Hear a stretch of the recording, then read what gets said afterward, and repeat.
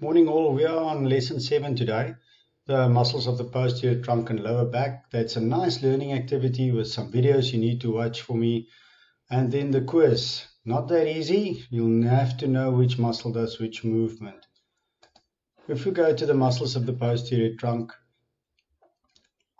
we only do a couple, about 7 or 8 of them. Erector spinae, guys, there's 3 of them. You'll see iliacus, longissimus, and spinalis. What's nice, the video, it gives you your insertion and the origin as well as the movements it's doing. Now with all the muscles, the movement the muscle does is critical. You need to know it.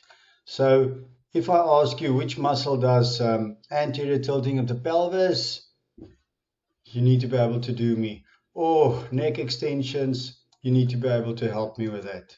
We are really, your exam is full of questions like that. The next one is your lats, latissimus dorsi, quite a nice big one. You can see it connects to the humerus.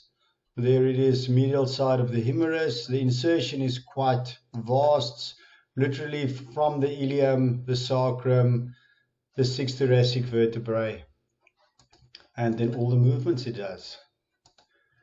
So it would be nice if you guys can just literally take the muscle, write down the origin and insertion and what movements that muscle do. The rhomboids, remember there's 2 of them. We normally talk about the rhomboids, but there's a minor and a major. Okay, and the actions they do, very important. Retraction, downwards rotation of the scapula. Remember the scapulothoracic joint, in nearly all upper body movements, we utilize that joint. So you need to know which muscles does retraction, protraction, upwards rotation, downwards rotation, elevation, depression. There's a little quiz. What's nice, if you get it wrong, it tells you no, that's the right answer and you can go and check it. And now, trapezius, yes. All the fibers of trapezius, the upper, the mid, the lower, know which movement they do.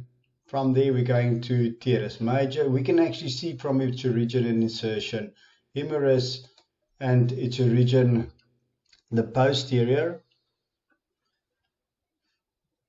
So it's the back, inferior, lateral border of the scapula. So if we look at the movements it does, it surely will do extension and adduction, and then medial rotation. And then levator scapula, as well as serratus anterior. Serratus anterior is actually a nice one when it comes to winged scapulas. You need to strengthen it to actually pulling down the medial border of the scapula. You see the medial border it connects to, so if the medial side of your scapula is elevated, you need to do some pullovers to activate this muscle. And then also quadratus lumborum, in my profession as biokineticist, it's really one of the guys that causes a lot of lower back pain. And you can see it connects to your vertebrae, lumbar vertebrae, and also to your iliac crest and to the upper and lumbar vertebrae number 12. Okay, if we go a little bit further down, there's also a nice quiz that you can try and complete. Now it's also, I've WhatsApped you this.